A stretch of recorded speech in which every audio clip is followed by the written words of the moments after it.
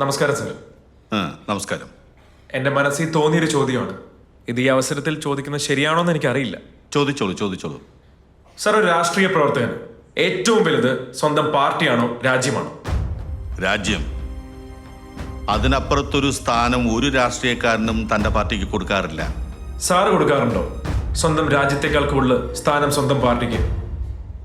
40 വർഷത്തെ രാഷ്ട്രീയ ജീവിതം ഒരു തുറന്ന പുസ്തകമാണ് അനിയ. ഒരു പ്രവൃത്തിയിലും ഒരു ചിന്തയിലും അങ്ങനെയൊന്നും ഉണ്ടായിട്ടില്ല. സർ, 4 ദിവസം മുമ്പ് സാറിന്റെ പാർട്ടി ഓഫീസ് തകർത്തതിന്റെ പേരിൽ ഇവിടെ ഒരു ഹർത്താൽ നടന്നു. സാറാണ് ആ ഹർത്താൽ ആഹ്വാനം ചെയ്തത്. പാർട്ടി ഓഫീസ് തകർത്തതിന്റെ പേരിൽ പാർട്ടിക്ക് നഷ്ടം ഏകദേശം 85,000 രൂപയാണെങ്കിൽ ഒരു ദിവസം ഹർത്താൽ നടന്നതിന്റെ പേരിൽ കേരളത്തിന് നഷ്ടം ഏകദേശം 200 കോടി രൂപയാണ്. 85,000 രൂപയുടെ നഷ്ടത്തിന് പ്രതികാരം ചെയ്തപ്പോ കേരളത്തിന് നഷ്ടമായത് 200 കോടി രൂപയാണ് സർ. ഇനി പറയൂ സർ, സാറിന് കൂടുതൽ സ്നേഹം രാജ്യത്തിനോടാണോ സ്വന്തം പാർട്ടിയോടാണോ? ഈ രീതിയിലെ രാഷ്ട്രീയ പ്രവർത്തനം കാരണം പാർട്ടി ഫണ്ടുകൾ കൂടുന്നു എന്നല്ലാതെ ഇന്ത്യയുടെയോ കേരളത്തിന്റെയോ ഒരു കടം പോലും കുറയുന്ന ഞങ്ങൾ കണ്ടിട്ടില്ല സർ. ഇതൊക്കെ കാണുമ്പോൾ പണിയെടുക്കുന്ന ഞങ്ങളെ പോലത്തെ സാധാരണക്കാർക്ക് ഉള്ളിൽ തോന്നിപ്പോണ ചില ചോദ്യങ്ങളുണ്ട്.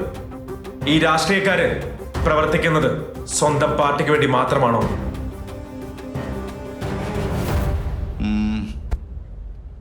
ഈ ചോദ്യങ്ങൾക്കുള്ള ഉത്തരം ഓരോ രാഷ്ട്രീയക്കാരനും വ്യക്തിപരമായി നൽകേണ്ടതാണ്.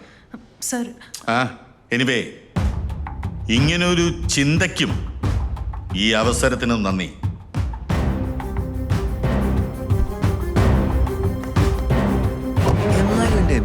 നീ എന്തൊക്കെ ചോദ്യങ്ങളാണ് ചോദിച്ചത്? ഉള്ളവരല്ലേ ചോദിച്ചത്?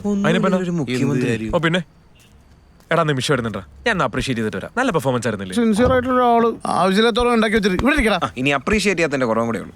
ഇവന്റെ ഒടുക്കത്തെ ചോദ്യം കാണാൻ അവിടെ പണി ഇപ്പൊ തന്നെ വേണം. പ്രശ്നങ്ങളാണോ വരാൻ പോണെ? ആഷ്ലി പറഞ്ഞിട്ടില്ല അയാളെ വിളിച്ചത്. അതിനിപ്പോ ഞാൻ എന്ത് ചെയ്യാനാ? ഇനി നിങ്ങൾ ഹായ്. സോറിടാ. ഹായ്. എന്നാ നമ്മുടെ പ്രോഗ്രാം ടെലികാസ്റ്റ് ചെയ്യുന്നത്? അടുത്ത ആഴ്ച ഉണ്ടാവും. ആണോ? പക്ഷെ ഇയാള് ചോദിച്ച ചോദ്യങ്ങളൊന്നും വരാൻ സാധ്യതയില്ല. അതെന്താ? അപ്പൊ തന്നെ മോളിന്ന് വിളി വന്നു, എല്ലാം എഡിറ്റ് ചെയ്ത് ഓ, കളയും. അതുകൊണ്ട് നിമിഷക്ക് പ്രോബ്ലം ഒന്നുമില്ലല്ലോ. എനിക്ക് പ്രശ്നമൊന്നുമില്ല. എനിക്കത് മതി.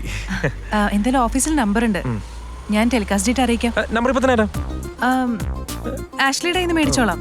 എന്റെ ഉണ്ട്. ഒന്ന് കൊടുത്തേക്കണേ. പിന്നെ ഉറപ്പായിട്ടും. അതെ, നല്ല പറഞ്ഞു. നല്ല ചോദ്യങ്ങളായിരുന്നു. നല്ല ആങ്കറിങ്ങാ, എനിക്ക് ഭയങ്കര ഇഷ്ടം.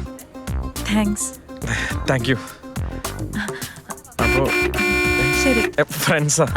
ഹായ്, കാണാം. കാണാം. ബൈ. ശരി.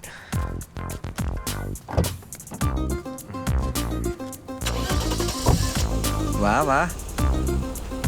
ശരി, അപ്പോ ബൈ.